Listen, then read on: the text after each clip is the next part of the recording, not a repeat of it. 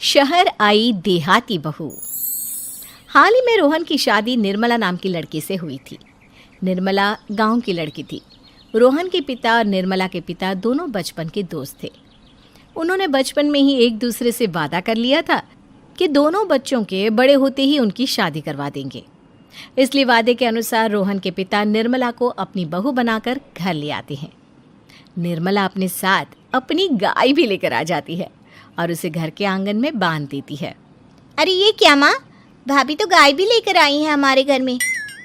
अभी घर में गाय बंधी देखकर आस पड़ोस के लोग तो हमारा मजाक उड़ाएंगे ना। हाँ बेटा, तू ठीक कहती है, लेकिन क्या करूँ मैं, तू तो जानती है तेरे पिता किसी की नहीं सुनते। अरे ये क्या निर्मला, तुम अपने साथ गाय क्यों लेकर आई हो? आपके शहर में पैकेट वाला मिलावटी दूध मिलता है ना, लेकिन मुझे तो रोज ताजा दूध पीने की आदत है। गाय लाकर मैंने ना बहुत अच्छा किया है। अब हम सब रोज ना गाय का ताजा ताजा दूध पियेंगे। अरे ये सब तो ठीक है, लेकिन तुम ध्यान रखना कि तुम्हारी गाय की वजह से आस पड़ोस के लोगों को कोई तकलीफ ना हो।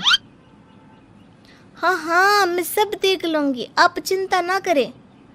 कुछ दिन बीत जाते हैं। फिर एक दिन, चल बहू, आज हमें बाजार से सब्जी खरीदने जाना है। उसके बाद सुनीता निर्मला को बाजार में ले जाती है। सब्जी के महंगे दाम देखकर निर्मला के तो होश उड़ जाते हैं। ये क्या माँ जी, 1000 रुपये की सब्जी, ये तो बहुत ही ज़्यादा है। अब क्या करे बहू, शहर का तो यही हाल है। ना ना ना, मैं इस तरह पैसों की बर्बादी बर्दाश्त नहीं कर सकती। अब से ना हम इस बाजार से सब्जी नहीं खरीदेंगे। हाँ। फिर अगले दिन निर्मला घर के आंगन की मिट्टी खोद कर वहाँ तरह तरह की सब्जियाँ लगा देती है। अरे काव्या, तेरी भाभी तो बहुत अजीब है। उसने तेरे पूरे आंगन को खेत बना कर रख दिया।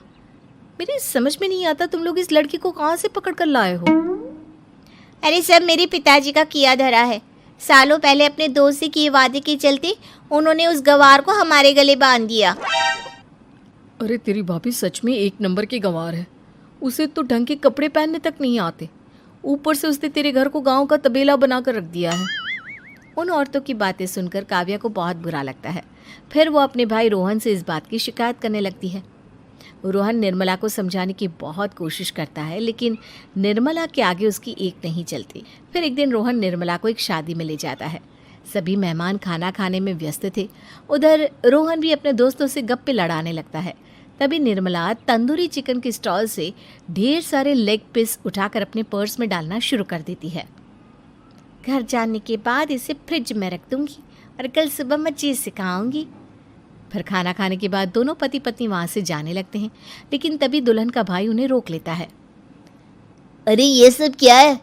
मैंने यहाँ खाना खाने के लिए सबको बुलाया था, खाना चोरी करने के लिए नहीं। तुमने पर्स में जो चिकन के लेग पीस छुपा रखे ना, चलो बाहर निकालो उन्हें। दुल्हन का भाई फौरन निर्मला से पर्स छीनकर सारे लेग पीस बाहर निकाल लेता है। मैंने इतना खर्चा करके खाने पीने का इंतजाम किया है और तुम हो कि यहाँ से खाना चोरी करके ले जा रही हो? शर्म आनी चाहिए तुम्हें। वहाँ मौजूद सभी लोग निर्मला को भला बुरा कहने लगते हैं। अपनी बेइज्जती होते देख रोहन दुल्हन के भाई से माफ़ी मांगकर निर्मला को घर ले आता है। निर्मला, आज तुमने सबके सामने मेरी नाक कटवा दी। आखिर तुम्हें चिकन के पीस चुराने की ज़रूरत क्या थी? मुझे माफ़ कर दीजिए रोहन जी। दरअसल ना, हमारे गांव में जब भी शादी होती थी तब मैं और मेरी सहेलियाँ इसी तरह शादी से ढेर सारा खाना लेकर आते थे। मुझे नहीं पता था कि मेरी इस गलती से आपकी इतनी बेइज्जती हो जाएगी। मुझे माफ़ कर दीजिए, आज के बाद ऐसी गलती कभी ना करेंगे। इतना कहकर निर्मला रोने लगती है। निर्मला को रोते देख रोहन का दिल पिघल जाता है और वो उसे माफ़ करके गले लगा लेता है। इस तरह कुछ दिन बीत जाते हैं। फिर एक दिन रोहन उदास होकर घर लौटता है। रोहन के कपड़े बुरी तरह फटे हुए थे। अरे बेटा, ये सब क्या है? किसी के साथ मारा पीटी हो गई है क्या? नहीं माँ, आज हमारी ज़िंदगी का सबसे बुरा दिन है। म्यूनसिपालिटी वालों ने हमारी दुकान तोड़ दी। आज से हमारी आमदनी पूरी तरह बंद हो गई। हे भगवान, हमने तो किस्त पर ढेर सारा सामान ले रखा है। अब हम सारे सामान की किस्त कैसे चुकाएंगे? मेरी तो सोचने समझने की शक्ति ही खत्म हो गई। पता नहीं आगे हमें और कितनी मुसीबत झेलनी पड़ेगी। आप सबको ना चिंता करने की ज़रूरत ना है, मैं सब ठीक कर दूंगी। तो कहना क्या चाहती है बहू? हम ना बोल कर नहीं बल्कि करके दिखाएंगे। हाँ। उसके बाद निर्मला अपने पिता को फ़ोन करके गांव से 5 गाय मंगवा लेती है और फिर अगले दिन निर्मला सभी गायों का दूध निकाल कर बड़े बर्तन में भर लेती है। तुम ये सब क्या कर रही हो निर्मला? मेरी तो कुछ समझ में नहीं आ रहा। हम ना इन गायों का दूध बेचने जा रहे हैं। उसके बाद हमारे पैसों की समस्या खत्म हो जाएगी। हे भगवान, बस यही दिन देखना बाकी रह गया था। भाभी दूध वाली बनकर दूध बेचेंगी तो मोहल्ले में इज्जत क्या रहेगी हमारी? सभी लोग हमें तरह तरह के ताने मारेंगे। आप ना ऐसी बेकार की बातें ना करो काव्या जी। जब जेब का पैसा और पेट की रोटी छिन जाती है तो इंसान पहले अपने और अपने परिवार के बारे में सोचता है।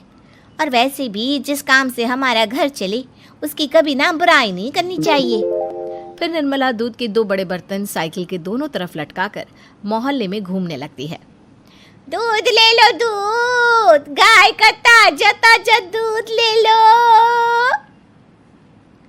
बिना मिलावट का शुद्ध दूध ले लो। चलो चलो आओ भाई, जल्दी ले लो।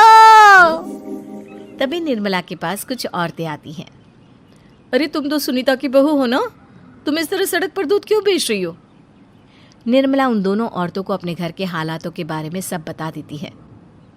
देखिए, मैंने ना अभी अभी गाय का ताजा दूध निकाला है। आप सब तो रोज पैकेट का दूध पीती हो, आज गाय का ताजा दूध पी कर देखिए, इसकी ना बात ही कुछ और है। हाँ बहू, मुझे तुम्हारी बात समझ में आ गई। लाओ, मुझे 2 लीटर दूध दे दो। उस औरत की देखा देखी बाकी औरतें भी निर्मला से दूध खरीदना शुरू कर देती है। थोड़ी ही देर में निर्मला सारा दूध बेचकर ढेर सारे पैसे इकट्ठे कर लेती है। उसके बाद निर्मला घर जाकर सारे पैसे अपनी सास को पकड़ा देती है। अरे बहू, इतने सारे पैसे! सच में तेरा आइडिया तो काम कर गया। अरे माँ जी, आप तो बस देखती जाइए, कुछ ही दिनों में मैं अपने घर की सारी समस्या खत्म कर दूंगी। हाँ। फिर अगले दिन से निर्मला गायों के गोबर से ढेर सारे उपले तैयार करके बेचना शुरू कर देती है। निर्मला को पैसे कमाते देख रोहन के अंदर भी हिम्मत आ जाती है और वो भी दूध बेचने का फैसला करता है। निर्मला के कहने पर उसके पिताजी कुछ और गायों का बंदोबस्त कर देते हैं। इस तरह दोनों पति पत्नी मिलकर दूध बेचना शुरू कर देते हैं। कुछ ही महीनों में उनका दूध का व्यापार खूब फल फूल जाता है। इसके चलते रोहन एक बड़ी दूध की डेयरी भी खोल लेता है। पिताजी, जब आपने निर्मला से मेरी शादी करवाई थी तब मैं मन ही मन आपको कोसा करता था, लेकिन आज मेरी समझ में आया कि आपका फैसला बिल्कुल सही था। आज अगर निर्मला ना होती तो पता नहीं हमारा क्या हाल होता। हाँ बेटा, तू ठीक कहता है। हमारी बहू ने तो हमें उजड़ने से बचा लिया। भगवान ऐसी बहू सबको दे। इस तरह निर्मला की समझदारी